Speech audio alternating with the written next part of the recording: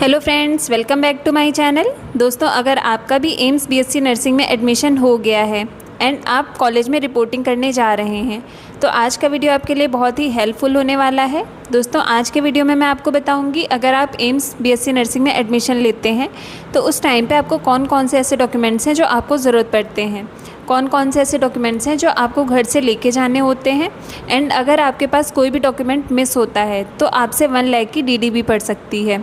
तो दोस्तों, वीडियो को लास्ट तक ज़रूर देखिएगा एंड अगर पसंद आए तो लाइक शेयर एंड सब्सक्राइब ज़रूर करिएगा। तो चलिए देखते हैं कौन कौन से ऐसे डॉक्यूमेंट्स हैं जो आपको एडमिशन के टाइम पर लेके जाने होते हैं। दोस्तों, आप ये चेकलिस्ट देख सकते हैं, ये college of nursing AIIMS Bilaspur की चेकलिस्ट है। दोस्तों, 2022 की चेकलिस्ट है। जब मैं यहाँ पर एडमिशन कराने आई थी बीएससी नर्सिंग में, ये चेकलिस्ट उस टाइम पर मुझे दी गई थी एंड ये सारे डॉक्यूमेंट्स हैं जो यहाँ पर ड्यूरिंग एडमिशन ज़रूरत पड़ते हैं। तो दोस्तों, आप देख सकते हैं। दोस्तों, आप 1 बाय 1 करके देखते हैं कि कौन कौन से ऐसे डॉक्यूमेंट्स हैं जो ड्यूरिंग एडमिशन के टाइम पे आपको ज़रूरत पड़ते हैं। दोस्तों, सबसे पहला है ऑफ़र लेटर। जब भी आप कॉलेज में एडमिशन कराने आते हैं तो आपके पास एक ऑफ़र लेटर का प्रिंटेड कॉपी होनी चाहिए एंड उसकी 2 से 3 फ़ोटोकॉपीज़ भी आपके पास होनी चाहिए। ये ऑफ़र लेटर जब आप एम्स में एडमिशन लेते हैं, जब आपका सिलेक्शन हो जाता है एम्स में एंड आपको सीट अलॉट हो जाती है, उस टाइम पे आपके पास एक ऑफ़र लेटर आता है। दोस्तों, उसका प्रिंट आउट निकलवा के आपको रखना है एंड उसकी 2 to 3 फ़ोटोकॉपीज़ भी आपको रखनी है। दोस्तों, नेक्स्ट है सीट एलोकेशन लेटर। आपको अपने साथ में सीट एलोकेशन लेटर लाना है जो आपको जब सीट अलॉट होती है उस टाइम पे आता है कि आपको कौन सी सीट, कौन सी एम्स में सीट अलॉट हुई है, वो आपका एक आता है फॉर्म ऐसा, वो आपको लाना है ड्यूरिंग एडमिशन के टाइम पर। इसकी भी फ़ोटोकॉपीज़ आपको 2 to 3 फ़ोटोकॉपीज़ आपके पास होनी चाहिए। दोस्तों, जो भी डॉक्यूमेंट आप ला रहे हैं उसकी कम से कम 2 से 3 फ़ोटोकॉपीज़ आपके पास में होनी चाहिए एंड 1 ओरिजिनल कॉपी आपके पास में होनी चाहिए। दोस्तों, नेक्स्ट है डीडी 1 लाख की। दोस्तों, 1 लाख की डीडी क्या होता है कि अगर आप कॉलेज में एडमिशन कराने आ रहे हैं एंड आपको जो भी कॉलेज में डॉक्यूमेंट्स रिक्वायर्ड हैं और आपके पास अगर वो डॉक्यूमेंट नहीं है या फिर कुछ मिसिंग है आपके पास में, तो आपसे 1 लाख की डीडी जमा करवाई जाएगी। डिमांड ड्राफ्ट आपसे जमा करवाया जाता है एंड आपको एक टाइम लिमिट दी जाती है 5 से 6 दिन की, जिस बीच में आपको वो डॉक्यूमेंट ला के सबमिट करना होता है एम्स में। और अगर आप वो सबमिट नहीं करते हैं तो ये 1 लाख रुपीज़ ये फिर एम्स के पास ही रहते हैं, ये आपको रिटर्न नहीं होता है अमाउंट। तो दोस्तों, ये डीडी 1 लाख की आपको देनी पड़ सकती है। अगर आपसे कोई भी डॉक्यूमेंट मिस हो जाता है तो आपको 1 लाख की डीडी देनी पड़ सकती है। नेक्स्ट है फाइनल रजिस्ट्रेशन स्लिप। दोस्तों, जब भी आप यहाँ पर एडमिशन कराने आते हैं तो आपको फाइनल रजिस्ट्रेशन स्लिप की भी कॉपीज़ लानी है, 2 से 3 कॉपीज़ फाइनल रजिस्ट्रेशन स्लिप की लानी है। देन आपका जो भी admit card issued by AIIMS, जो भी एम्स के द्वारा आपका एडमिट कार्ड इशू हुआ था वो आपको साथ में लेके आना है। बर्थ सर्टिफिकेट, 10th सर्टिफिकेट, आपको बर्थ सर्टिफिकेट अपना लाना है एंड जो 10th का सर्टिफिकेट मार्कशीट होती है वो आपको ओरिजिनल कॉपी लेके आनी है। दोस्तों, यहाँ पर आपके ओरिजिनल डॉक्यूमेंट्स जो भी हैं वो आपके सबमिट होते हैं। इन सारी चीज़ों की आपके पास ओरिजिनल कॉपी होनी चाहिए जब भी आप एडमिशन कराने आते हैं। नेक्स्ट है self attested copy of the certificate as proof of passing the 12th class under 10+2 scheme senior school certificate examination. दोस्तों, आपके पास 12th की मार्कशीट होनी चाहिए, 10th की मार्कशीट होनी चाहिए एंड जो आपकी फ़ोटोज़ हैं उसकी सेल्फ अटेस्टेड कॉपी आपके पास होनी चाहिए। Then self attested copy of the certificate from the board showing his her date of birth, आपके पास में बर्थ सर्टिफिकेट होना चाहिए। Then self attested copy of the marksheet of the qualifying examination 12th class की आपके पास जो भी marksheet होती है वो आपके पास होनी चाहिए।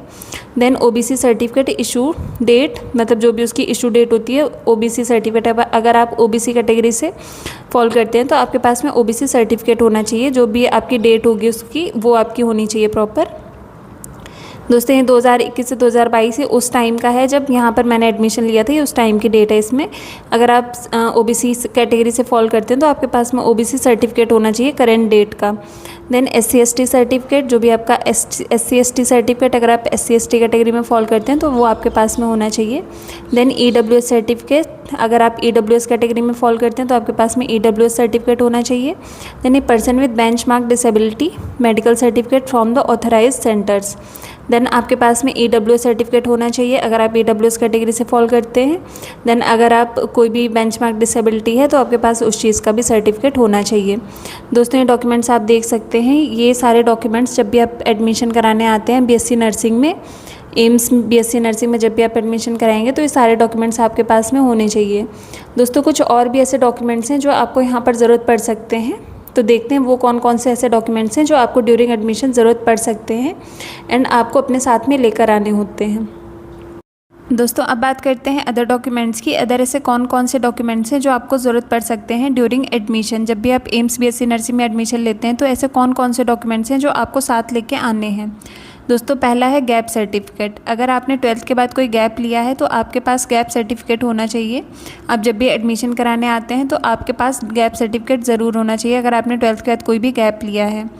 दोस्तों नेक्स्ट है एंटी रैगिंग एफिडेविट। जब भी आप कॉलेज आते हैं तो आपको एक एंटी रैगिंग एफिडेविट लाना होता है अपने साथ में, जो कि 50 रुपीज़ के स्टैम्प पेपर पे आपको बनवाना होता है एंटी रैगिंग एफिडेविट, एंड वो यहाँ पर आपको सबमिट करना होता है। जब भी आप कॉलेज में एडमिशन लेंगे तो आपको एक एंटी रैगिंग एफिडेविट यहाँ पर सबमिट करना होता है।